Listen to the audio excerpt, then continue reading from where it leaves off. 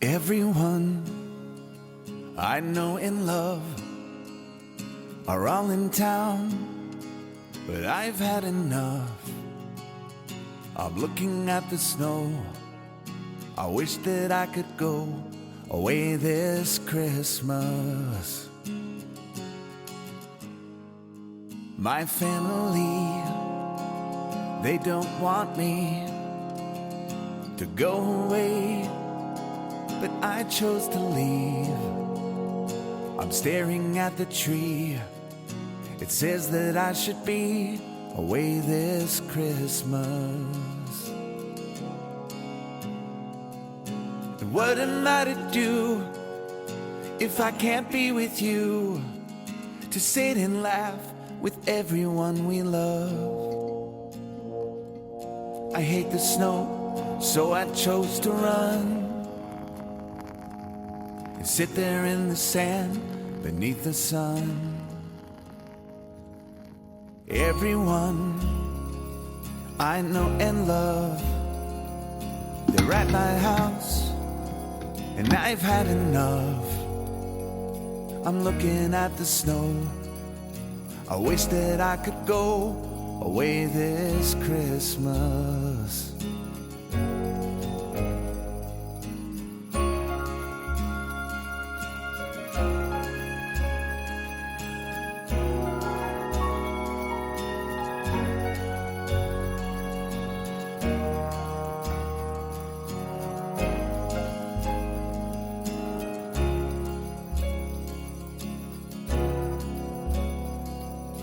What am I to do if I'm still feeling blue? Well, everyone is there on Christmas Eve. I'll sip my eggnog sitting on a beach, and I won't have to clean up when they leave. My family, they don't want me to go away, but I had to leave. I'm staring at the tree. It says that I should be away this Christmas. You know I miss you so, but I had to go away this Christmas.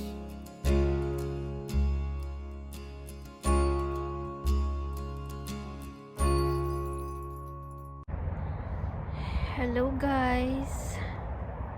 Hello. Magandang umaga, magandang gabi, magandang hapon, magandang tanghali sa inyong lahat. Tayo ay magbablog ngayon. Dito na naman tayo sa isang dati napakagandang forest playground. Ngayon ay ito na naman, magiging kalbo na naman siya. Iyan. Kasi nga mag-aano na tayo, winter, at ito ay yung autumn, patapos na, winter coming soon. Ayan. Kasi naglalagasan at naubos na yung yung mga dahon. So ngayon ito, ayan, ganito na. Ayan, ganito na yung area natin. Ganyan na. Ayan, nawawala na yung magagandang kulay na yellow. Ayan. So ganito na yung labasan, yung mga puno, hindi na siya green. Ayan, ganyan na guys. Ayan na. At ito yung dati kong lagi kong pinupuntahan. Ngayon tinatanggal na nila yung bubong kasi mag-winter, mag-ice na. So ngayon pinalitan na nila ulit ito yung bahay-bahay na pag-slide ng mga bata. So ganito na yung ating area. Yung naiiwang buhay ay yung pine tree. Kasi yung mga pine tree hindi yan hindi yan nalalagas yung mga yung mga dahon. Hindi sila namamatay. Yung pine tree. Ganon lang sila. Pero yung alagang pine tree sa mga bahay-bahay, nilalagyan nila yan ng mga takip. Oo, nilalagyan nila ng mga takip yan. So, ganyan yung ating ganito yung ating, teka nga, saglit. Ayan guys, yan. Ito yung magkukunting review lang tayo. Review ng ating kapaligiran. At mabablog tayo konti. Kasi wala na akong na content. At ayan. At ako'y magpapakita na rin sa ating vlog.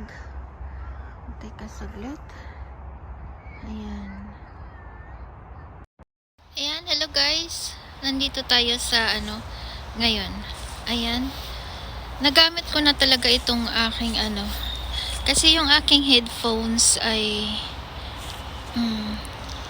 ginamit ng aking panganay na alaga kasi nasira daw yung kanyang AirPods at ito yung ating gamit ngayon. Ayan. So, maganda kasi guys, hindi ako nalamigan. Hindi ako nalamigan sa ganitong Ayan. So, hello guys. Kumusta at kayong lahat? Ayan, welcome back to Donna Rosa Vlog. At tayo magba-vlog today na ganito naman.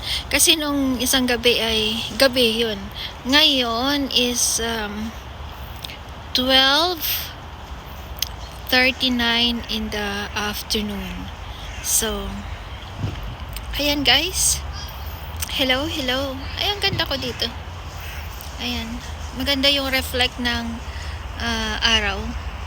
Ayan. Ayan, ito yung ating paligid. Ayan guys. So, ayan.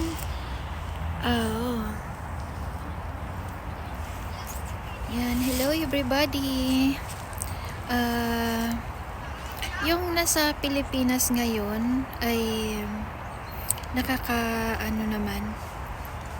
nakakasad kasi 'di ba may parating na bagyo. So yung mga tao ngayon ay naghahanda sa parating na bagyo. Sana lang walang malalang trahedya kagaya sa nangyari sa Cebu. So pray for the people in Cebu. Ayan, pagkatapos ng lindol ay nagkaroon na naman ng bagyo. So, nakakasad. Alam mo, hindi ako nanood ng mga balita kasi ayaw kong ma-stress, Lord. Yun lang aking panalangin. Ayaw kong ma-stress kasi yung heart mo ay mapaluwa ka. Yung heart mo ay masasaktan dahil sa nakikita mo na kaawa-awa ng mga tao, matanda, bata, o anuman, yung mga hayop, isa pa yung mga hayop, kawawa din kasi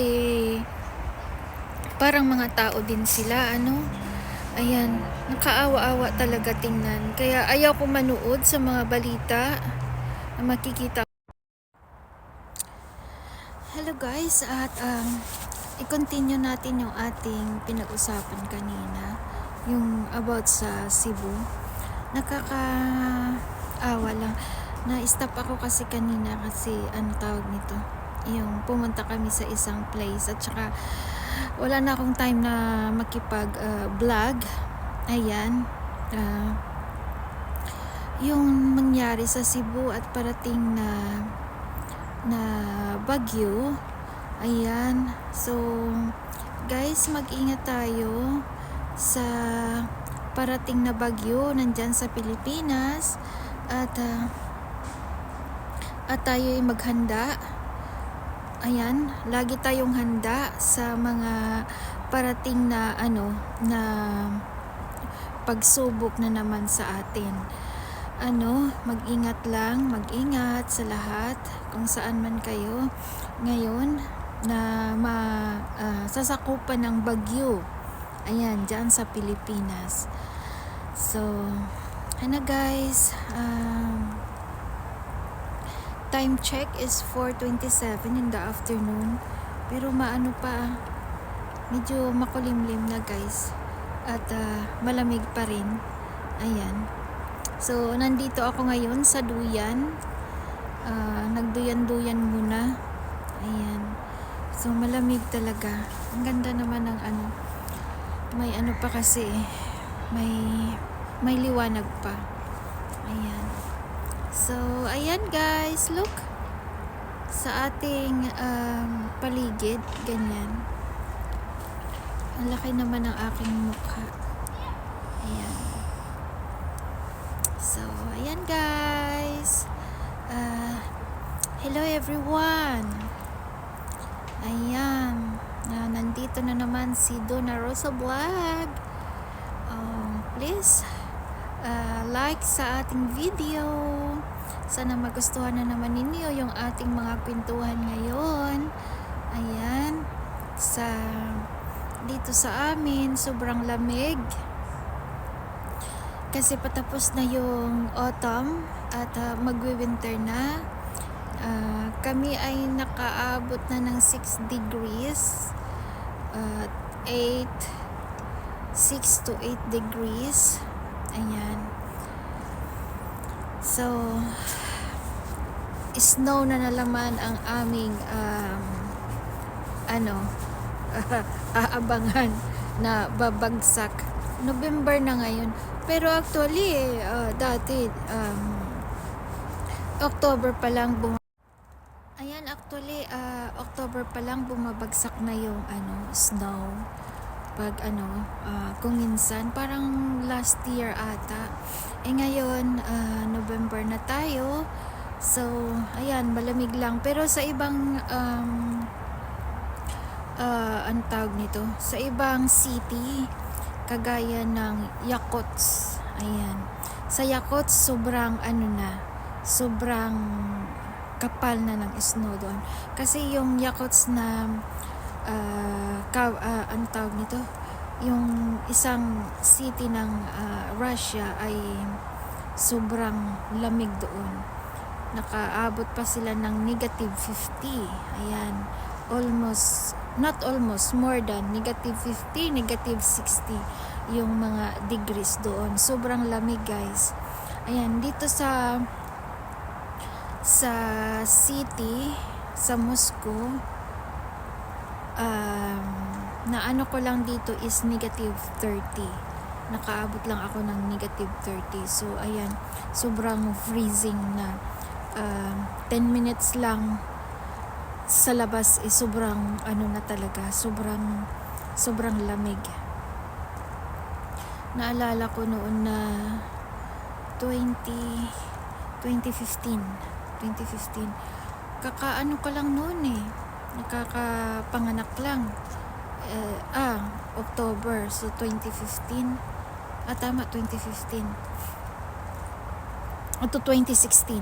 Ayan, nako, sobrang lamig, -27 yun.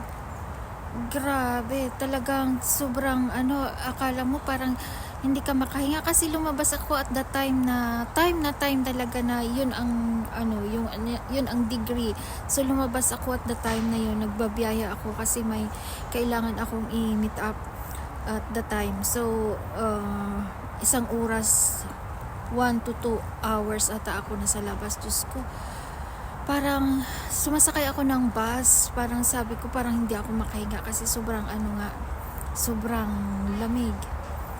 Ayan, so yun ang ating mga kwentuhan about sa weather lang. So guys, sa hindi pa nakapag-subscribe ng ating channel, please subscribe, Donna Rosa Vlog. So ayan, mag-comment, mag-share, at saka mag-like. So, kailangan natin mag-likes kasi para ma-recognize naman tayo ni YouTube. So, ayan guys muna. Dito na lang yung ating video. Thank you. Bye-bye. God bless. God bless all.